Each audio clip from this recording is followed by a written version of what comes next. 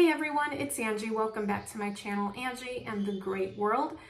So after 5 years on BookTube, I'm finally doing, for the very first time, the mid-year book freakout tag. I don't know why I'm filming the tag this year, of all years, why this year? I have access to the fewest books and I only have about 10 or 11 physical books with me, but I just wanted to do the tag, so I'm doing the tag. Also, I'm very ill prepared. I have the questions written down on this sheet of paper. I had my answers on a different sheet of paper and I can't find my answers. So rather than the well thought out answers you would have had, you're just going to see me floundering, trying to remember what titles I've chosen for these prompts. Also, there's a lot of noise, dogs barking, birds chirping, motorcycles, cars, you know the drill. Anyway, let's get into the mid-year book freakout tag. Question number 1 is, best book you read so far this year? I know for sure one of the best books I read this year was The Radium Girls by Kate Moore. In fact, I think my first weekly reads was because of The Radium Girls, because I wanted to talk about it and share the book with you guys. I think most everybody on BookTube has already read The Radium Girls, but if you haven't, it is definitely a compelling, exciting, interesting, entertaining nonfiction title. So if I enjoyed it, and I feel like I'm really hard to please when it comes to nonfiction, then I think you guys would enjoy it too. So definitely recommend. I also have enjoyed my reread of Harry Potter, books 4, especially books 3 and 4 especially. And then I also reread the Ramona Quimby series by Beverly Cleary. I love that book series. I think my favorites were Ramona and Her Father, which had a lot of laugh out loud moments, and Ramona Forever. Also, I have to mention the Louis Barnevelt series by John Bellairs. Those will probably forever be in my top 5 favorite books of all time. So if I can entice you to read John Bellairs, then my job here is done. Okay, question 2, best sequel you've read this year. Again, it would have to be a book in the John Bellairs, in the Louis Barnevelt series by John Bellairs. Oh, definitely The Letter, the Witch, and the Ring, book 3 in the Louis Barnevelt series. That one was just amazing, incredible. Also, book 4, The Goblet of Fire in the Harry Potter series. I really haven't read too many other series this year. Oh, the Agatha Raisin series. I really enjoyed several of the books in the series. If you haven't read the Agatha Raisin series, then I definitely recommend it. I did have some issues with the books. I'm currently on book 11. Like, I should be reading book 11, so I've read books 1 through 10.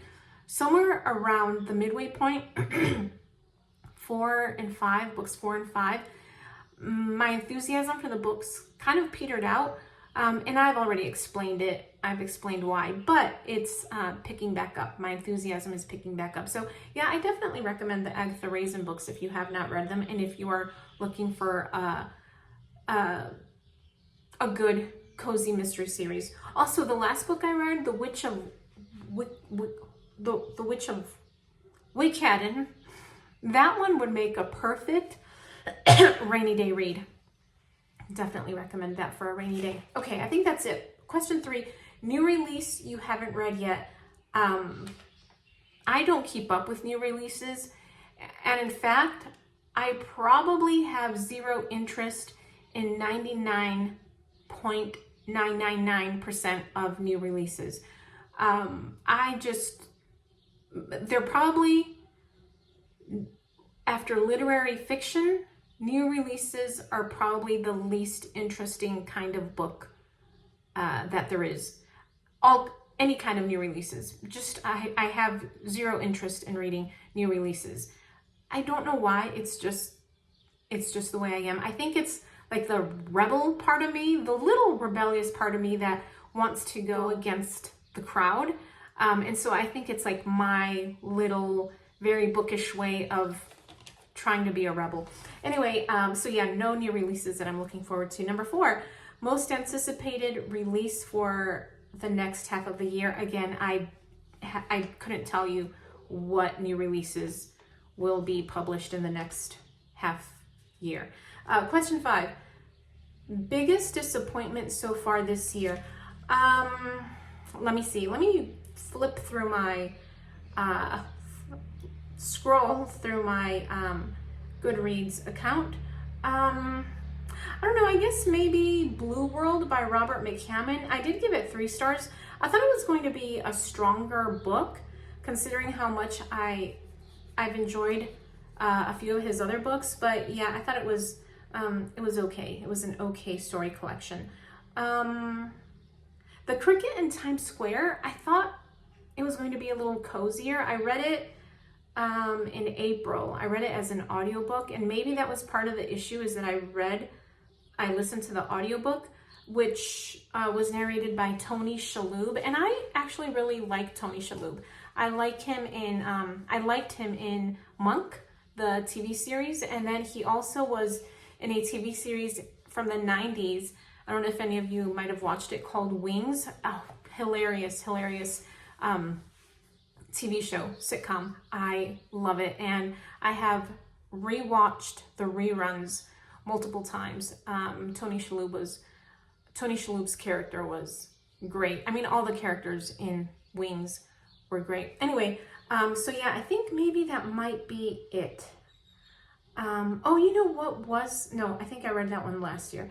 I can't mention that one because that one was, yeah, that was 2023. Question 6 is, or prompt 6 is biggest surprise. I guess I would have to say I was surprised, 1, by how much I enjoyed the first few books in the Agatha Raisin series, but then I was equally surprised by how mediocre I thought the books in the halfway point of where I am. Remember, I'm on book 11. I think there are like 30 books in the series, but the halfway point, so books 4, 5, actually not book 6, because I think I really enjoyed book 6. But books 4 and 5, I was surprised by how mediocre I thought they were. But again, that might have to do with my feelings towards Agatha Raisin. Yeah. Prompt 7 is favorite new author, debut or new to you. I guess I would have to go with Kate Moore. Granted, I've only read 1 book by Kate Moore, but if all of her nonfiction, and I don't know how many nonfiction titles she's written, I know of 1 other one, but if The Radium Girls is any indication, and if her nonfiction writing is always compelling and interesting and exciting, then I definitely look forward to reading more by her. Prompt 8, newest fictional crush. Okay, so had you asked me this question 3 years ago, I probably would have had like 5 different answers, but I no longer get fictional crushes. I think I have finally grown out of that stage. Not that there's anything wrong with having fictional crushes. I just really don't. Now, if you forced me to give you an answer, I would probably say James Lacey from the Agatha Raisin series, although he is so dysfunctional. Like, he and Agatha are just so dysfunctional. So that alone is just, you know, good enough reason not to have a fictional crush on James Lacey. But, you know, there is something about him that is, you know, compelling. It's compelling. So James Lacey, question mark, maybe. Okay, question 9, prompt 9, newest favorite fictional character. Ooh, newest favorite fictional character. You know, I really like Mrs. Blocksby from the Agatha Raisin series. I want to say that is going to be my answer. Yeah, Mrs. Blocksby from the Agatha Raisin series. Prompt 10, a book that made you cry. One of the Harry Potter books. Goblet of Fire. I mean, I did cry. Cedric did not deserve to die. Like, talk about... Anyway, I don't know why I'm going on about Cedric. But yeah, his death made me cry. I cried when Harry was able to form his Patronus, and it was a stag. That made me cry. I know I cried... Oh, the Radium Girls. Oh my gosh. Talk about crying. That was a difficult read at times. So yeah, I want to say that was probably it. Prompt 11, a book that made you happy. John Bellairs, Louis Barnevelt. Book 1, The House with the Clock in Its Walls, made me incredibly happy.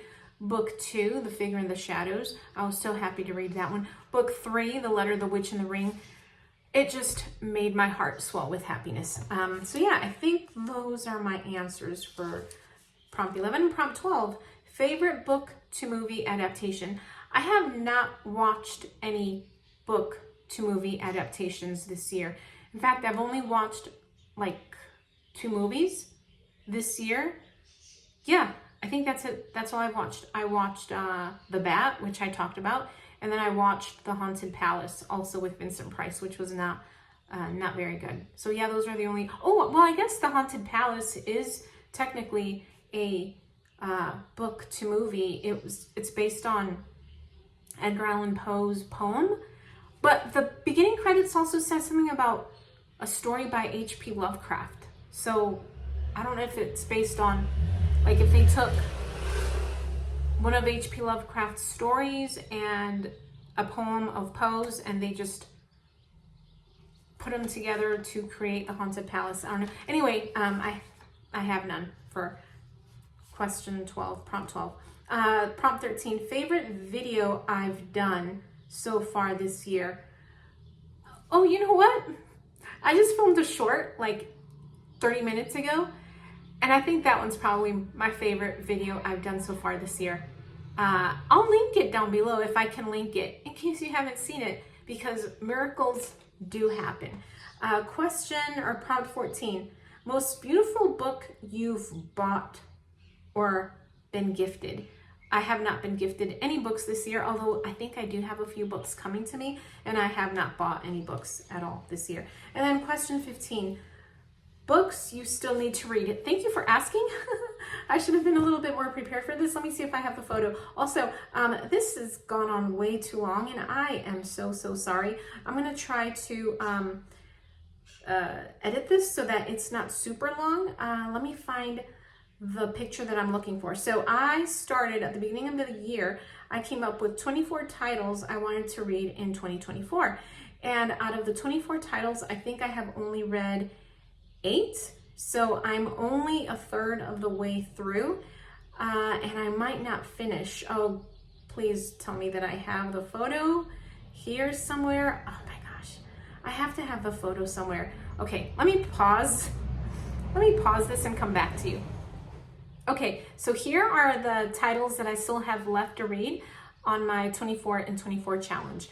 Let's see, Jim Bridger, Trailblazer of the American West.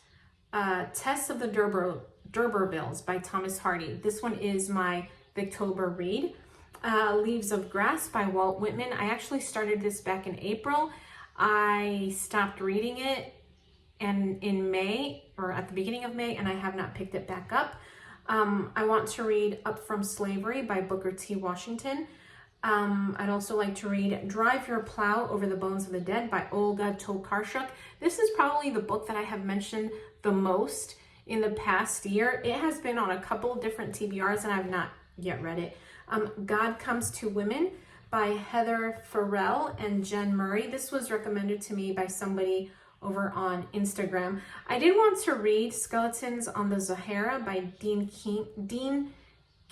That is such a hard name to say. Dean King, A True Story of Survival. But I can't find it anywhere. And once I get back to the US, I'm gonna see if I can find it at one of my local libraries. If I can't find it, it's not a book that I want to buy, so I may take that one off my list. I would like to read Operation Paperclip, The Secret Intelligence Program That Brought Nazi Scientists to America by Annie Jacobsen. I want to read The Architecture of Madness, Insane Asylums in the United States. And I don't know who the author is. It got cut off on my photo, so I'll post an image of the book somewhere. I would like to read Tales of the Alhambra by Washington Irving. I should probably start that now because it feels like a summer read. And I don't know how long it's going to take me to read.